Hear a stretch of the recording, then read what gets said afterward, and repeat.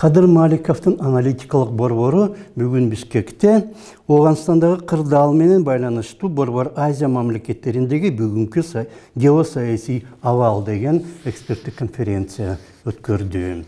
Анда чыгып сүйлөгөн Кыргызстандын Коопсуздук кеңешинин төрагасынын орун басары Талат Масадыков мен өзүм Ауғанстан мен Пакистанда 15 жыл жашасам дагы абал кантип мындан ары өзгөрөрүн билбейм деп билдирди.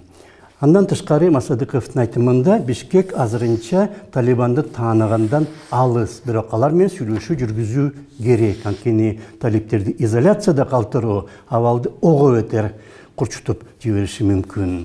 Андан тышкары Масадыковдун айтымында батыш маалымат каражаттары Ауғанстандагы абалды чагылдырганы ал жакта чындыгында эмне болуп жатканынан бир топ айырмаланат.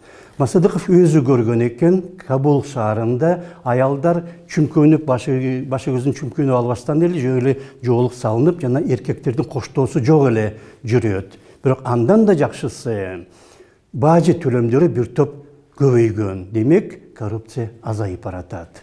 Масадыковдун мындай сөздөрүнөн биз мындай жыйынтык чыгарсак болот. Бишкек Талибанды тааныган жакка жылып баратат. Жана Москванын туруму дагы дал ошондой.